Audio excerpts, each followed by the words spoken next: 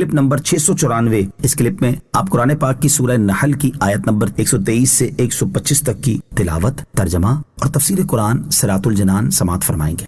بسم اللہ الرحمن الرحیم۔ ترجمہ: اللہ کے نام سے شروع جو نہایت مہربان رحمت والا ہے۔ ثم اوحینا الیک ان اتبع ملت ابراہیم حنیفا وما کان من المشرکین۔ ترجمہ: پھر ہم نے آپ کی طرف وحی بھیجی کہ آپ بھی دین ابراہیم کی پیروی کریں جو ہر باطل سے جدا تھے اور مشرک نہ تھے۔ ثم اوحینا الیک، پھر ہم نے آپ کی طرف وحی بھیجی۔ اس آیت میں پیروی سے مراد عقائد اور اصول دین میں موافقت کرنا ہے۔ سید المرسلین صلی اللہ تعالی علیہ وسلم کو اس پیروی کا جو حکم دیا گیا، اس میں آپ علیہ الصلوۃ والسلام کی عظمت و منزلت اور رفعت درجات کا اظہار ہے کہ آپ صلی اللہ تعالی علیہ وسلم کا دین ابراہیمی کی موافقت فرمانا حضرت ابراہیم علیہ الصلوۃ والسلام کے لیے ان کے تمام فضائل و کمالات میں سب سے اعلیٰ فضل و شرف ہے، کیونکہ آپ علیہ الصلوۃ والسلام اکرم الاولین والآخرین، یعنی اولین و آخرین میں سب سے زیادہ مکرم ہیں، جیسا کہ ترمذی شریف کی حدیث میں ہے۔ اور تمام انبیاء کرام علیہ الصلوۃ والسلام اور ساری مخلوق سے آپ علیہ الصلوۃ والسلام کا مرتبہ افضل و اعلیٰ ہے۔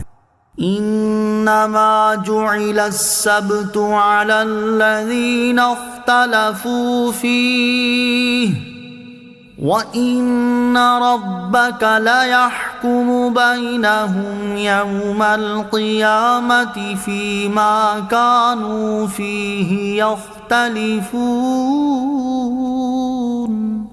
ترجمہ: ہفتہ صرف انہی لوگوں پر مقرر کیا گیا تھا جنہوں نے اس دن کے بارے میں اختلاف کیا، اور بے شک تمہارا رب قیامت کے دن ان کے درمیان اس بات کا فیصلہ کر دے گا جس میں اختلاف کرتے تھے۔ انما جعل السبت علی الذین، ہفتہ صرف انہی لوگوں پر مقرر کیا گیا تھا۔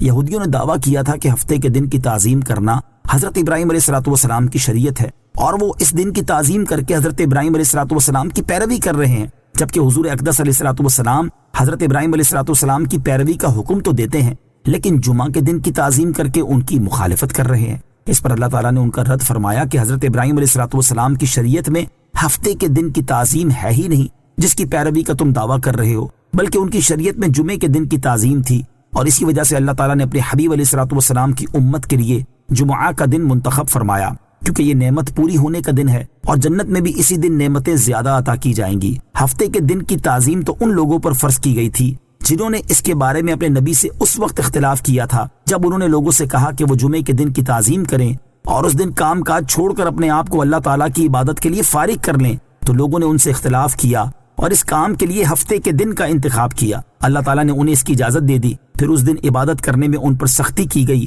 اور ہفتے کے دن ان پر شکار کرنا حرام کر دیا گیا۔ ایک عرصے کے بعد انہوں نے ہفتے کے دن شکار کرنا شروع کر دیا، اور بالآخر اس کا نتیجہ یہ ہوا کہ وہ حضرت داؤد علیہ الصلوۃ والسلام کے زمانے میں مسخ کر دیے گئے۔ نوٹ: ہفتے کے دن شکار کرنے والوں کے مسخ ہونے کا واقعہ تفصیل کے ساتھ سورہ اعراف کی آیت نمبر 163 میں بیان ہو چکا ہے۔ وَإِنَّ رَبَّكَ، اور بے شک تمہارا رب، یعنی یہودی ہفتے کے بارے میں جو اختلاف کرتے تھے، اللہ تعالیٰ قیامت کے دن ان کے درمیان اس طرح فیصلہ فرما دے گا کہ اطاعت کرنے والوں کو ثواب عطا کرے گا اور نافرمانوں کو عذاب میں مبتلا کر دے گا۔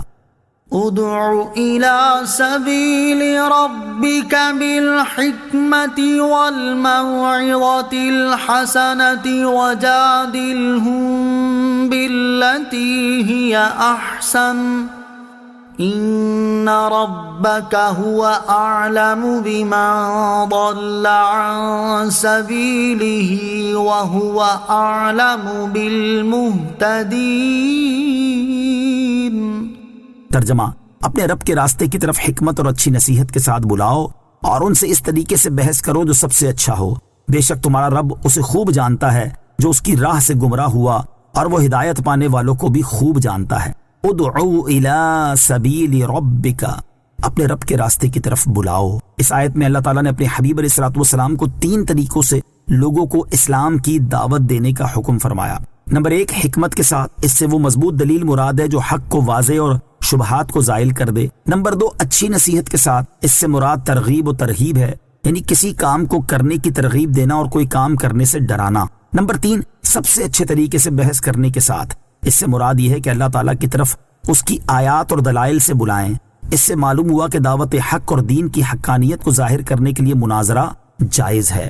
ان ربک هو اعلم، بے شک تمہارا رب اسے خوب جانتا ہے۔ یعنی اے حبیب صلی اللہ تعالی علیہ وسلم، آپ کی ذمہ داری صرف لوگوں تک اللہ عز و جل کا پیغام پہنچانا اور ان 3 طریقوں سے دین اسلام کی دعوت دینا ہے۔ اللہ تعالیٰ گمراہ ہونے والوں اور ہدایت پانے والوں کو خوب جانتا ہے اور وہ ہر ایک کو اس کے عمل کی جزا دے گا۔